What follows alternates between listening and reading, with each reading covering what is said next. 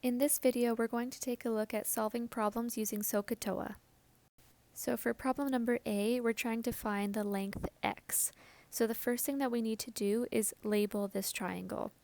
So right across from that 25 degrees, this x side, that would be our opposite, and our longest side is always our hypotenuse. So for this question, the only sides that I care about are this opposite, because that's what I'm trying to find, and the hypotenuse, because I was given information about that.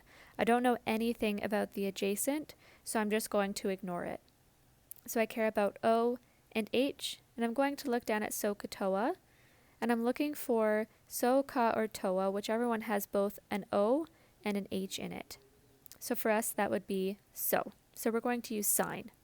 So we always start with that trig identity, and then we just plug in everything that we know.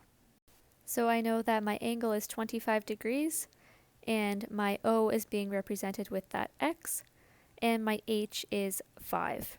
So I need to solve for x. So I need to get x all by itself on one side of the equal sign.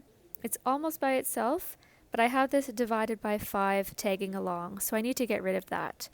The opposite of dividing x by 5 would be multiplying by 5, so I have to do that to both sides.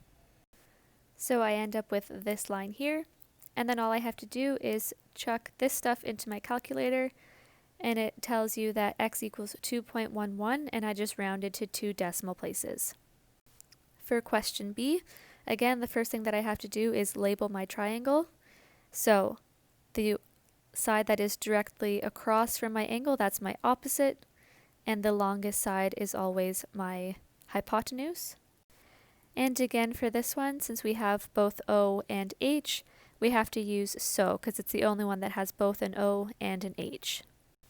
So I start with that trig identity, I plug in everything that I know, and now the pronumeral that I'm solving for, my x, is in the denominator. So there's a really easy little trick you can use. When x is in the denominator, all that you're going to do is swap places with that sine 32. So that x came up to where sine was, and sine went down to where the x was. They just swapped places. And now you chuck that into your calculator, and you should get 9.44 rounded to 2 decimal places. For this next question, we're going to be solving for an unknown angle instead of an unknown side. But we always start with that same first step. We need to label our triangle. So we look directly across from our angle, and that is our opposite side. And this line down here, the one that's beside the angle, is our adjacent. So I have my O, I have my A, I don't have my hypotenuse, but I don't care about it anyways, I just needed 2 sides. So I'm looking for, in SOHCAHTOA, the one that has both an O and an A in it, and the only one that has both is TOA, so I have to use tan. So I'm trying to solve for that unknown angle, that theta right there. That means I need theta all by itself on one side of the equal sign. But it's not all by itself right now. I have this tan tagging along. So I need to get that tan out of there and move it onto the other side. And the way that I do that is by using my inverse tan.